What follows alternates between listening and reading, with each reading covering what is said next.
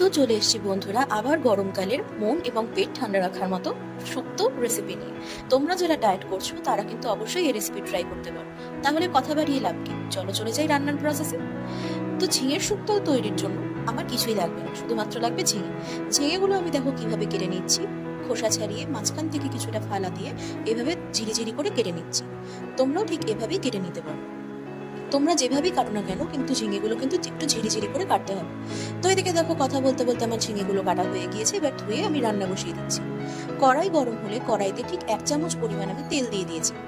তেল গরম হলে আমি তেজপাতা আর শুকনো লঙ্কা ফোড়ন দিয়ে সাথে দিলাম ফোড়নে সামান্য পরিমাণ রাঁধুনি। 2-3 সেকেন্ড ভেজে এবার আমি ঝিঙেগুলো দিয়ে দিচ্ছি। ঝিঙেগুলো হালকা নুন দিয়ে এবার আমি নাড়াচাড়া করে নেব। ঝিঙে থেকে কিন্তু বন্ধুরা অনেকটা জল, পুরো রেসিপিটাই মিডিয়াম টু লো ফ্লেমে হালকা আঁচে রান্না করব। কিছুক্ষণ পর পর আমি নেড়ে দেবো। তো এদিকে দেখো আমি 5 মিনিটের জন্য ঢেকে দিলাম। 5 মিনিট পর চাপা নামিয়ে দেখছি ঝিঙেটা কিন্তু অনেকখানি মজে গিয়েছে এবং সুন্দর জল বেরিয়ে গেছে। তোমরা দেখতে পাচ্ছ ঠিক কতটা পরিমাণে এখানে জল বেরিয়ে গিয়েছে। আমি খুব ভালো মতো এখন কিন্তু নাড়তে থাকবো, না হলে নিচে হয়তো লেগে যেতে পারে। তো এবারে কিছুটা জল শুকিয়ে এলে আমি 1 চামচ পরিমাণ আদা বাটা দিয়ে দেবো। নাড়াচাড়া করতে করতেই কিন্তু দেখো আমার জলটা শুকিয়ে গিয়েছে। তো এবার আবার মিনিট 5-এর জন্য ঢাকা দিয়ে দেবো। ব্যাস, ঢাকা নামিয়ে নিয়ে দেখছি জল শুকিয়ে গিয়েছে এবং আমার ঝিঙের শুক্তো তৈরি।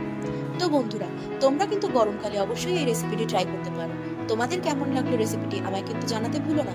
আর হ্যাঁ, যারা তোমরা নতুন তারা অবশ্যই এই চ্যানেলটি সাবস্ক্রাইব করো এবং পাশে থাকা বেল আইকনটি প্রেস করো। আরো চেনা সাথে এমন নতুন নতুন রেসিপি পেতে আমার পাশে থাকো। আজ এতটুকুই, নমস্কার।